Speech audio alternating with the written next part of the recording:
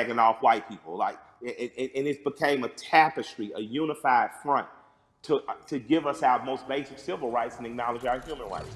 That tapestry is happening again, and it's happening in a bigger and better way. I was talking about those skateboard kids. I saw those kids first come in as defenders.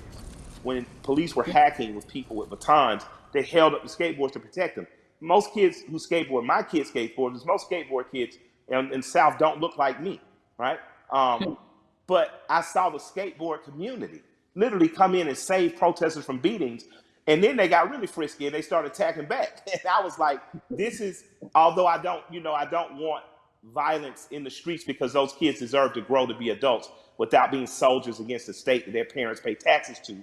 It impressed me that the proletariat showed government that you work for us. And in this moment, we are exercising our right to make public display of the evil that has happened.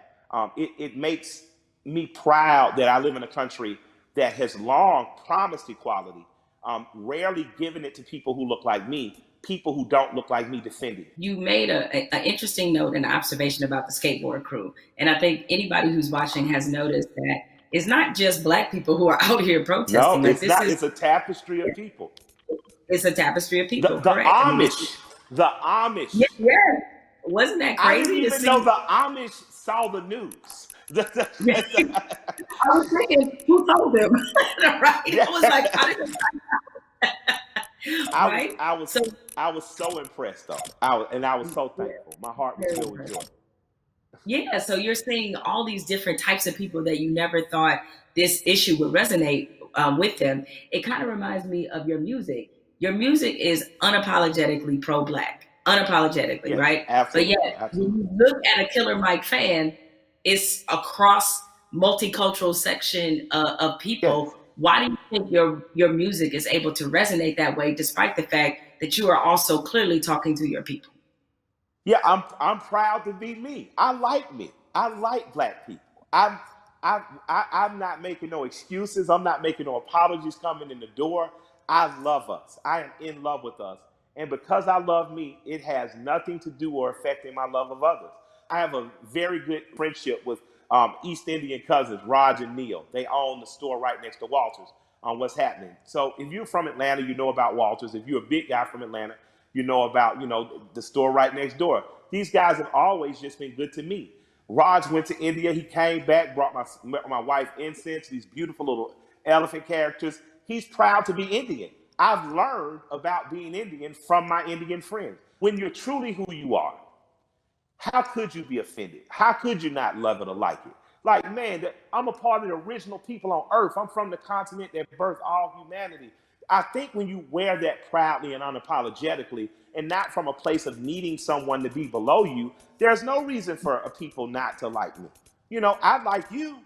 I got plenty of heroes that don't look like me. There's a portrait of John Brown on my wall in my basement. He's a hero. He doesn't have to look like me. You know what I mean? But I refuse to act like people who look like me aren't great. I didn't say good. I didn't say good enough. I didn't say equal. I said great. I'm from a great and mighty people. And if you can't accept that, then maybe I'm not for you. But I believe that because I am simply who I am, I believe that gets accepted. Because you know what? I remember being on a tour bus, and I'm on there with a bunch of Northeasterners because of course, my rap partner's a white guy from Brooklyn. And we're on there and watching Swamp People, and everybody's laughing. And I come up and stagger into the front, and I look at it, and I start smiling, and I look at the room and say, I got more in common with them than any of y'all. And I just walk to the back. Now, because it's the truth. I'm a Southern boy. My grandparents from Alabama and rural Georgia. I grew up more like people on those shows. So I think across cultural lines and across racial lines, people identify with me, but just because I'm your typical American guy. You know what I mean? And I have some special things. I'm not going to deny that I'm special. I was a smart kid, went to Morehouse, had an understanding of some cool stuff. I married a beautiful woman. That helps, But I think that ultimately what resonates with people is that I'm a regular guy. One of my best friends in the world is a white guy from Brooklyn.